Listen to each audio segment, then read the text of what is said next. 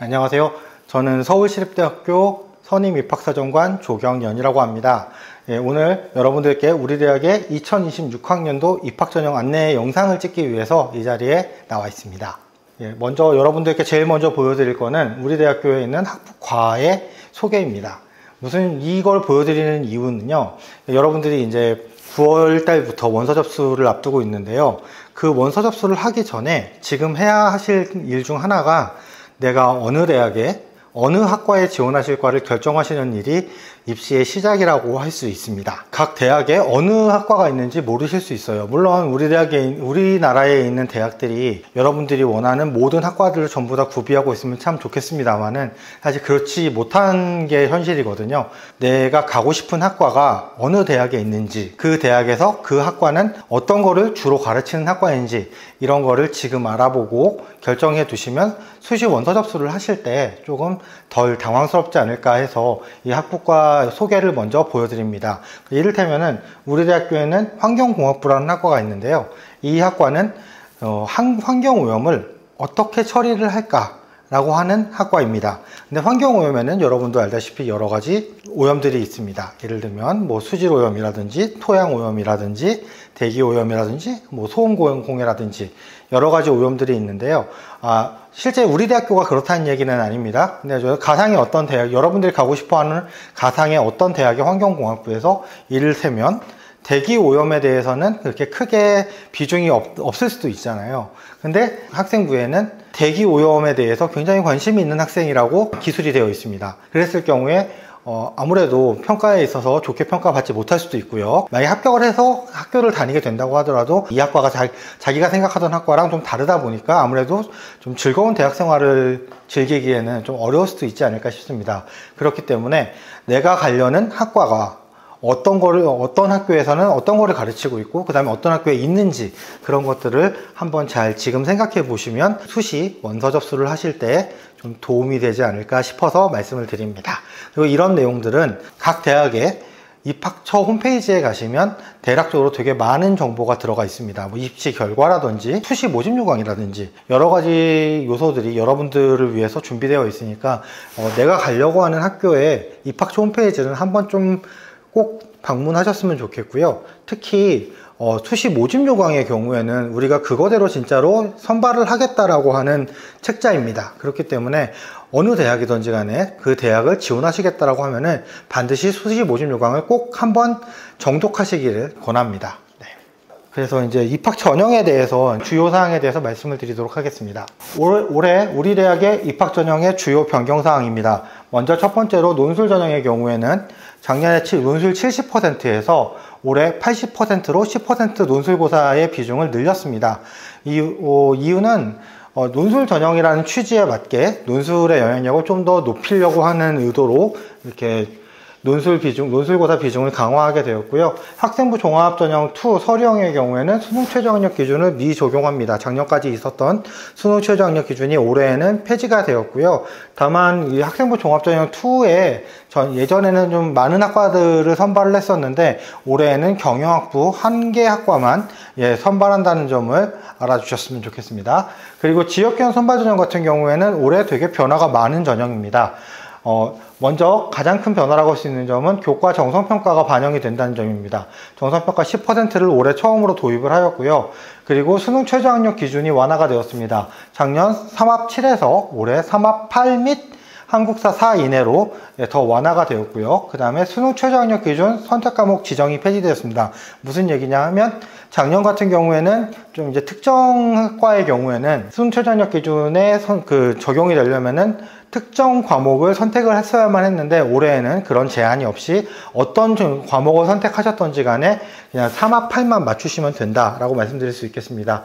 이 지역균형 전형의 변화에 대해서는 나중에 전형에 대해서 설명을 드릴 때 좀 더 자세하게 설명드리도록 하겠습니다. 그리고 자유전공학부가 78명 증원되었습니다. 작년 78명에서 올해 78명이 증원돼서 즉 작년 78명에 비해 2배인 150명을 선발합니다. 특히 이 자유전공은 주로 아마 전공자유선택제라는 말을 들어보셨을 텐데요. 우리 대학의 자유전공학부는 이 전공자유선택제의 1유형에 속합니다. 그리고 이 전공자율 선택제의 취지는 학생이 고등학생이니까 지금 내가 어느 학과를 가야 될지 모를 수 있습니다. 그래서 학생이 전공을 정하지 않고 대학에 입학한 후에 전공을 선택하는 제도를 전공자율 선택제라고 합니다. 그래서 자주 묻는 질문으로 우리가 지금 자유전공학부를 인문하고 자연으로 나눠서 선발을 하고 있거든요. 그러면 인문으로 선발했을 때 자연계열에 속하는 학과를 선택할 수 있을까요? 네, 할 수 있습니다. 반대로 자유전공학부 자연으로 입학했는데 인문계열로 선택할 수 있을까요? 네, 가능합니다.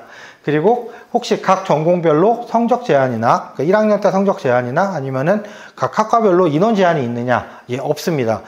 그래서 자유롭게, 말 그대로 자유롭게 학생들이 인문으로 들어왔던 자연으로 들어왔던 우리 대학교에 존재하는 어떤 학과든지 선택할 수 있는 게 이 전공자율 선택제라고 말씀드릴 수 있겠습니다. 그리고 이제 이게 우리 대학교 전형의 개요입니다. 말씀드리자면. 그래서 이제 그 논술 전형 같은 경우에는 작년과 비슷한 수준의 인원으로 선발을 하고 있고요.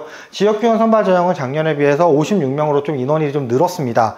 그리고 학생부 종합전형 면접형 같은 경우도 작년보다 53명이 늘었고요.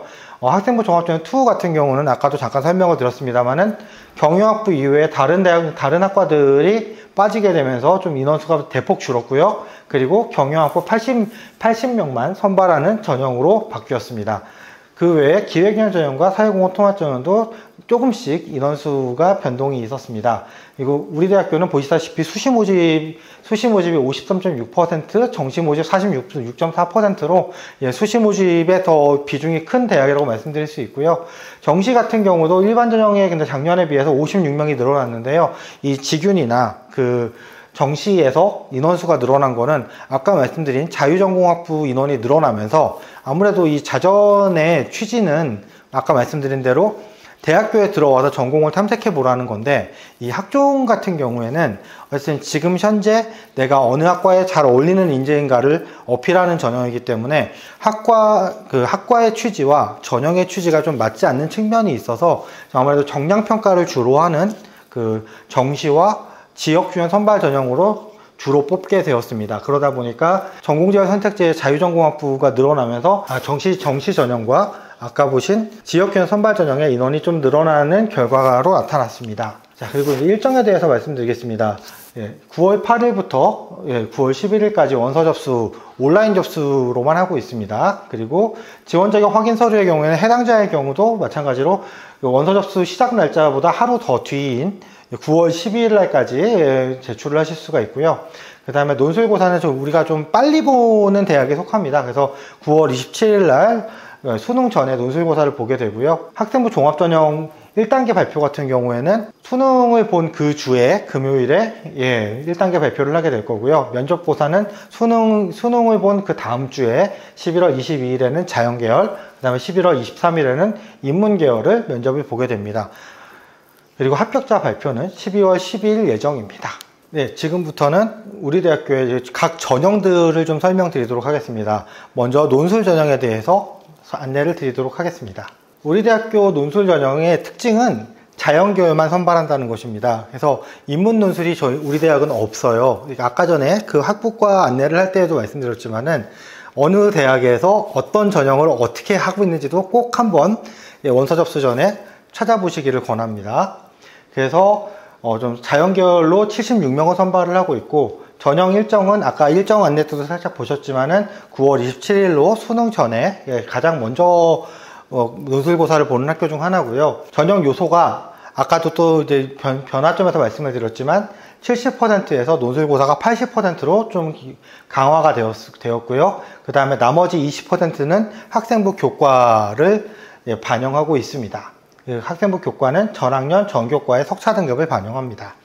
그리고 수능 최저 학력 기준은 없습니다. 근데 보통 이 학생부 교과가 들어가게 되면 그러면 저 교과의 영향력이 어느 정도 있을지 많이 궁금하실 겁니다.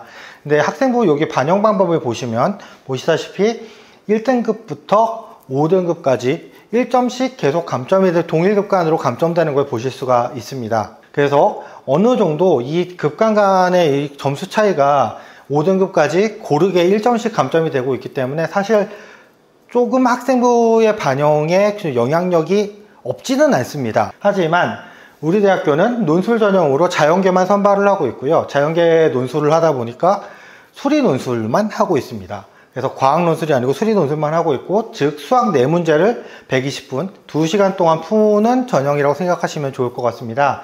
특히 이 수리 논술의 출제 범위는 고등학교에서 배운 교육과정이라면 어디에선지 나올 수 있다는 점을 말씀드리고요.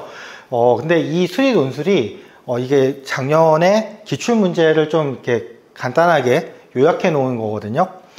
좀 어렵기로 좀 유명합니다. 그러다 보니까 논술의 변별력이 되게 강한 전형이다 보니 학생부 교과의 영향력도 없지는 않지만 기본적으로 논술의 난이도가 굉장히 크기 때문에 논술로 많이 뒤집을 수 있다는 것을 말씀을 드립니다. 그래서 작년 입결에서도 그런 점이 나타납니다. 예를 들면 이 합격자 입결인데요. 보시다시피 논술 점수가 작년에 700점 만점이었거든요. 근데 합격자의 평균이 550점인 걸 보실 수가 있습니다. 즉 아까 그 배점을 보셨으면 아시겠지만 사실 합격한 학생들도 한 문제쯤은 다 틀리고 시작했다라는 얘기인 거거든요.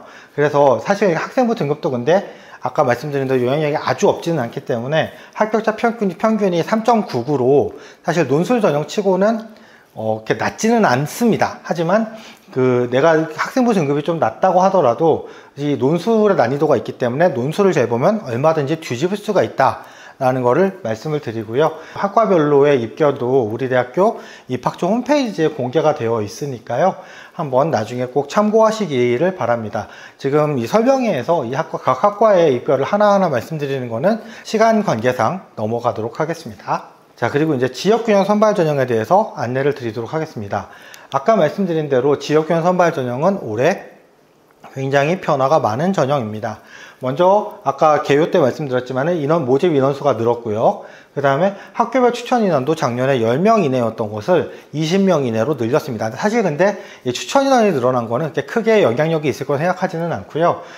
중요한 거는 이 교과 정성평가 10%가 반영이 됐다는 점이 되게 중요한 점이라고 할 수 있습니다. 그래서 여러분들이 가장 궁금해하는 거는 이 교과 정성평가가 어느 정도로 영향력이 있고 어떤 식으로 평가를 할 것인가가 되게 궁금하실 겁니다. 그거는 좀 이따가 좀 더 자세하게 설명드리도록 하고요. 그리고 수능 최저학력 기준이 있습니다. 우리 대학교의 수시에서 거의 유일하게 수능 최저학력 기준이 있는 전형이고요. 전에도 말씀드렸다시피 세계영역 등급합 7 이내에서 세계영역 등급합 8 이내 및 한국사 4 이내로 작년보다 완화가 되었습니다. 그래서 지역균형 선발 전형 학생부 교과 정량평가 전형 방법에 대해서 안내를 드리겠습니다. 사실 근데 이 정량평가와 정성평가에 대해서 되게 낯설고 이게 무슨 말인가 싶으실 수도 있습니다. 정량평가란 말 그대로 여기 보시다시피 1등급이면 100점, 2등급이면 98점, 3등급이면 95점 이렇게 기계적으로 이 등급별로 몇 점을 줘야 될지 정해서 주는 거를 정량평가라고 합니다. 근데 정성평가의 경우에는 이런 식으로 1등급이면 100점 이런 식으로 주는 게 아니라 그냥 사람이 보고 이 학생에 대해서 학업 역량이나 잠재 역량이나 이런 거를 사람이 보고 이 학생은 어느 정도로 우수한지를 판단하는 것이 정성평가라고 할 수 있겠습니다. 이렇게 말씀드리면은 좀 와닿지 않을 수도 있을 것 같아서요. 좀 간단하게 말씀드리면 예를 들어서 어떤 학생이 물리2를 선택하지 않았는데 물리학과를 지원했을 경우 합격할 수 있을까요? 라고 여쭤봤을 때 대부분은 당연히 합격하지 못할 것입니다 라고 얘기를 하실 겁니다. 하지만 이 정량평가를 하는 전형에서는 합격할 수 있습니다. 왜냐하면 이 정량평가를 하는 전형에서는 학생이 무슨 과목을 선택했는지가 중요한 게 아니라 그냥 등급이 높고 수능 최저를 맞출 수 있으면 되는 전형이기 때문에 정량평가에서는 물리2를 듣지 않았어도 물리학과에 합격할 수 있습니다. 하지만 정성평가를 하는 학생부 종합전형에서는 아무래도 좋게 평가받기가 어렵겠죠. 이 공통과목 및 일반 선택 과목, 즉 등급이 나오는 과목을 80% 반영을 하고요. 그 다음에 진로 선택 과목 같은 경우에는 A, B, C로 역시 마찬가지로 기계적으로 점수를 반영을 해서 10%를 반영을 합니다. 말씀드린 대로 올해 처음 도입되는 이 교과 정성평가에 대해서 좀 설명을 드리겠습니다.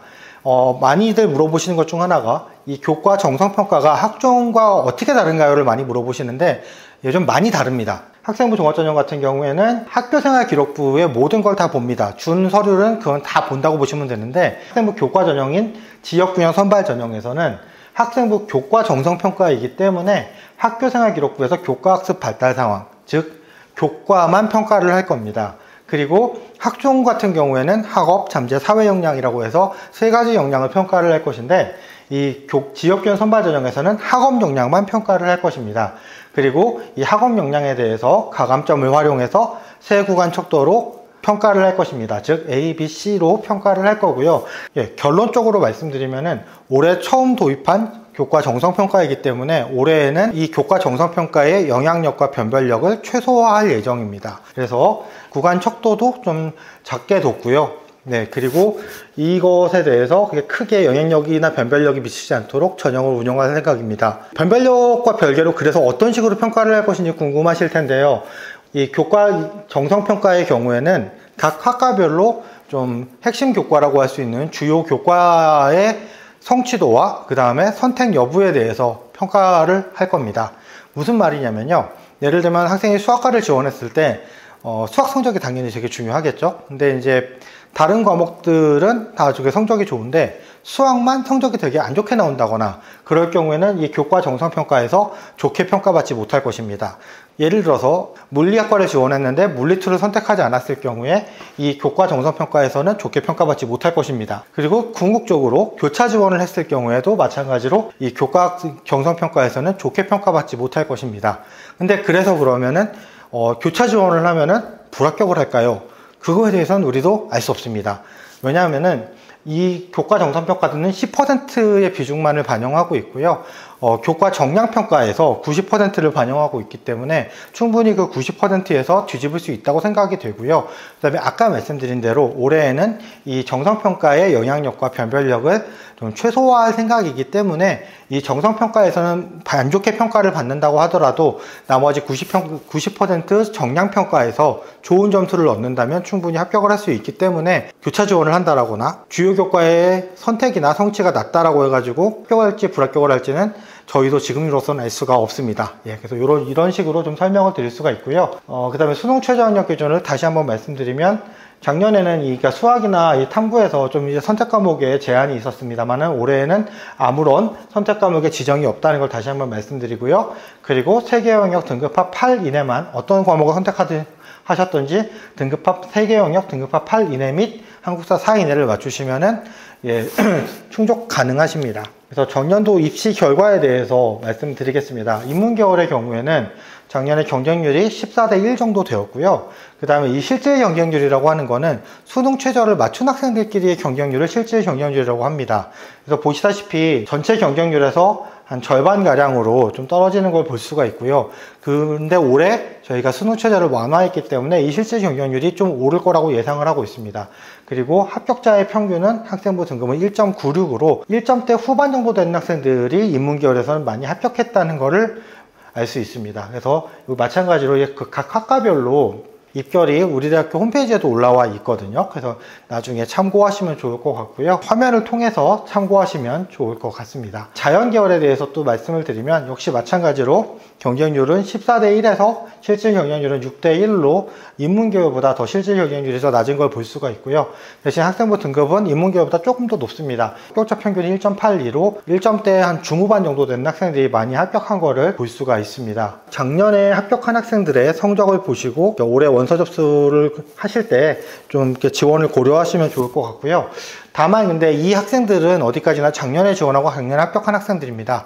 올해 똑같은 학생들이 꼭 지원하는 건 아니기 때문에 작년 성적은 참고만 해주시면 좋을 것 같고요. 이게 이렇게 절대적인 수치는 아니라는 걸 다시 한번 강조드립니다. 올해에는 어쨌든 정성평가 10%가 들어가기 때문에 큰 영향력은 없을 거라고 예상을 하긴 합니다만은 어쨌든 그래도 그 10%가 어느 정도 영향을 줄 수도 있다는 점도 말씀을 드립니다. 그리고 이제 그 수능 최저가 저희가 완화했다고 했는데요. 작년에 탐합 7의 경우에는 전체에서 미충족자가 52.2%였고 그 다음에 충족자가 47.8%로 사실 절반이 되질 않았습니다. 이럴 경우에 이 전형에 수시에 있는 이 전형인데 수능의 영향력이 너무 강해지기 때문에 올해 저희가 이 수능 최저를 좀 완화했다는 점을 다시 한번 말씀드립니다. 그리고 실기 전형에 대해서 안내를 드리도록 하겠습니다. 실기 전형의 경우에는 음악학과만 선발을 하고요. 성악전공 8명은 성악전공을 선발을 하는데 성악전공의 경우 남녀로 나눠서 선발을 합니다. 그리고 전형 일정은 10월 17일에서 18일 그러니까 금요일하고 토요일날 실기고사를 치르게 되고요. 수능 최저학력 기준은 없습니다. 그리고 보시다시피 전형 요소 및 변형 비율이 실기평가 90%로 거의 실기로 판가름 나는 전형이다 라고 생각하시면 좋을 것 같고요. 그 다음에 실기 과목은 이태리곡 한 곡, 독일곡 한 곡, 선택해서 두 곡을 부르는 것을 실기 교사를 본다 라고 생각하시면 좋을 것 같습니다. 그래서 이 실기 전형에 대해서는 국내 고등학교 졸업자 중 학생부 기록부 최소 3학기 이상 교과서 정성적 산출이 가능한 자가 지원 자격이라는 것을 또 말씀드리도록 하겠습니다.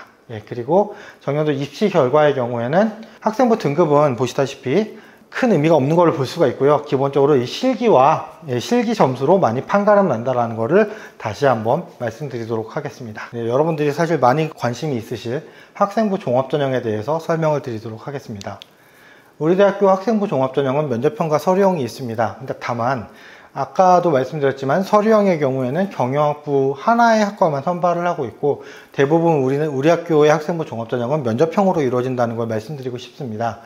그리고 수능 최저학력 기준은 둘 다 없고요. 그리고 면접형의 경우 1단계 서류평가 100%로 세배수를 선발을 합니다. 세배수라고 함은 모집 인원이 예를 들어서 3명을 뽑는 전형 학과가 있으면 9명의 면접을 올린다고 생각하시면 되겠습니다. 그래서 그 올린 면접 대상자들을 대상으로 서류 50, 그러니까 여기서 얘기하는 서류 50이라는 건 1단계 성적 50, 그 다음에 면접 50%로 점수를 합산을 해서 합격자를 선발하게 됩니다. 그래서 보시다시피 면접이 50%로 굉장히 면접의 비중이 큰 전형을 운영을 하고 있으며, 이 면접에서 실제로 영향이 굉장히 크게 나타나고 있다라는 것을 말씀드립니다. 그리고 서류형의 경우에는 사실 이 면접형과 서류형의 차이가 뭐냐라고 많이 여쭤보시는데요. 이 서류형의 경우에는 면접이 없고, 그래서 면접형의 경우에는 면접이 있다. 각 영역별로 약간의 그 반영 퍼센테이지가 다르다. 그 두 가지를 제외하면은 저희가 평가하는 방식이나 그 평가의 방향 같은 거는 둘 다 똑같다고 말씀드릴 수 있습니다. 그래서 서류형 같은 경우에는 다시 한번 말씀드리지만 경영학부 하나의 학과를 선발을 하고 있고요. 그 다음에 그냥 서류 100%로 일괄 전형으로 선발을 하고 있습니다. 그리고 기회균형 전형과 사회공헌 통합 전형이 있는데, 이 기균과 사통의 경우에는 학생부 종합전형 면접형과 똑같이 선발한다고 생각하시면 되겠습니다. 다만 지원 자격에 제한이 있는 좀 트랙을 달리하는 전형이라고 생각하시면 되겠습니다. 기균 같은 경우에는 국가보훈 대상자, 국민기초생활수급권자, 그 다음에 차상위권, 그 다음에 한부모 가족, 특성화고교 졸업자가 지원하실 수가 있으시고요. 그리고 사회공헌 통합전형 같은 경우에는 독립유공자의 후손, 그 다음에 민주화운동 관련자 및 그의 자녀, 의사상자 및 자녀, 그리고 다문화 가정의 자녀, 다자녀 가정의 자녀, 난민 및 그의 자녀들이 지원을 가능하십니다. 그리고 우리 대학교의 다자녀의 경우에는 한 가정에 3명의 자녀가 있을 경우에 다자녀로 인정을 합니다. 그리고 평가하는 방식은 아까 말씀드렸다시피 면접평가 똑같이 평가를 합니다. 이 학생부 종합전형의 평가 영역에 대해서 설명을 드리겠습니다.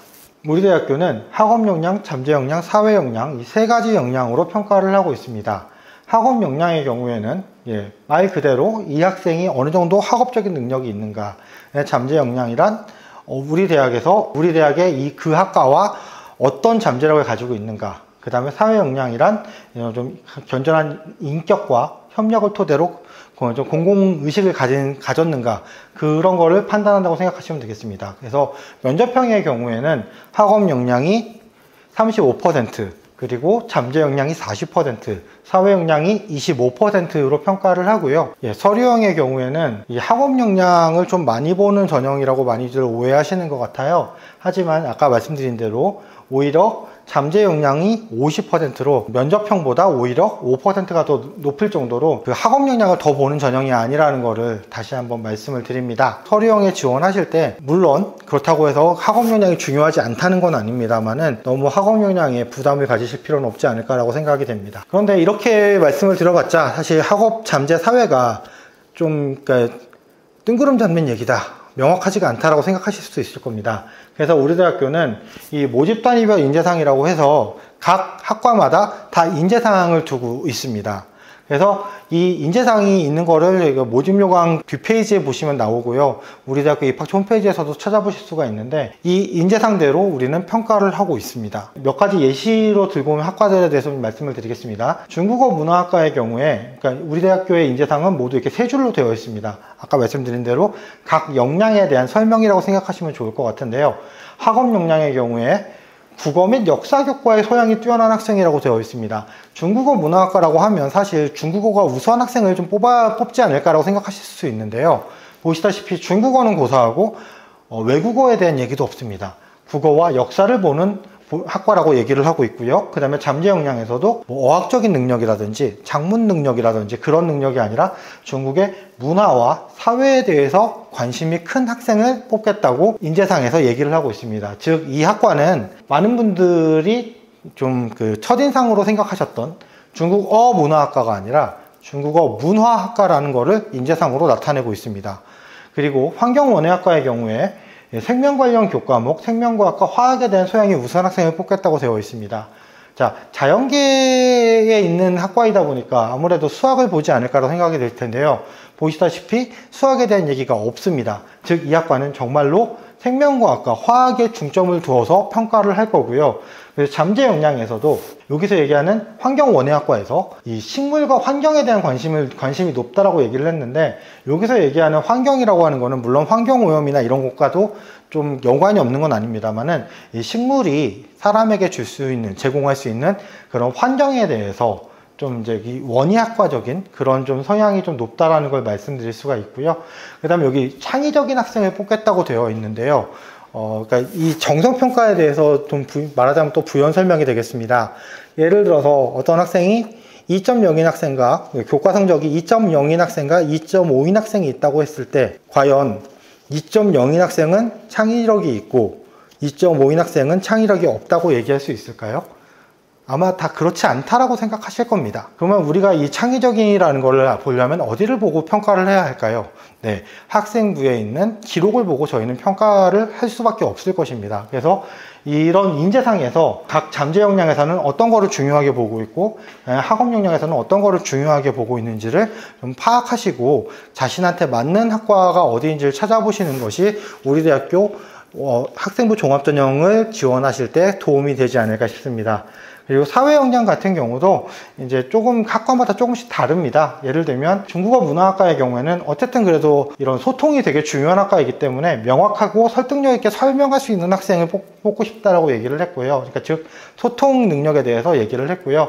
환경원예학과 같은 경우에는 좀 이렇게 식물을 키우는 학생들이다 보니까 좀 순하고 좀 이제 긍정적인 학생들이 많은 편입니다. 그래서 긍정적인 사고를 가지고 좀 이렇게 남과 좀 이렇게 통합할 수 있는 그런 학생들을 좀 선발하겠다라고 이게 좀 사회 역량에서도 각 학과별로 어떤 학생들을 뽑고 싶은지가 다른 걸 볼 수가 있습니다. 그래서 실제로 저희가 평가를 할 때 이 인재상들을 평가한다는 걸 다시 한번 강조를 드리고요.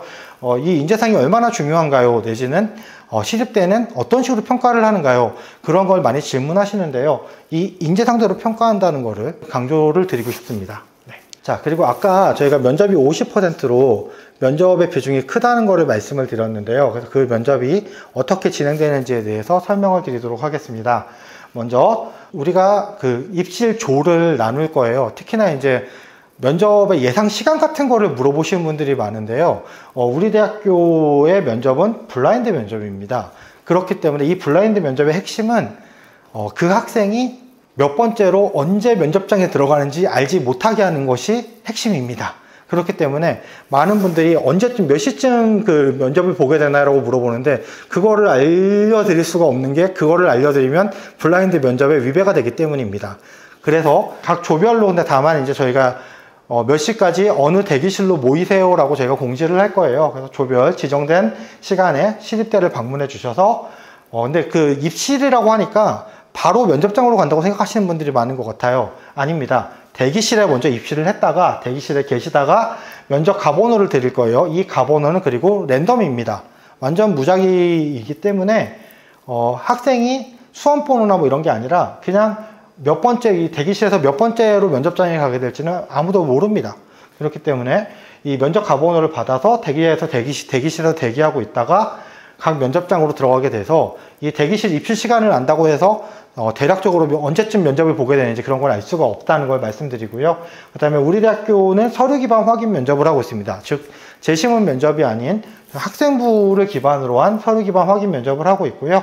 면접을 다 보신 다음에 면접장 퇴실하고 그 다음에 이제 귀가하셔서 합격자 발표를 기다리시면 되겠습니다. 면접위원은 몇 명인가요?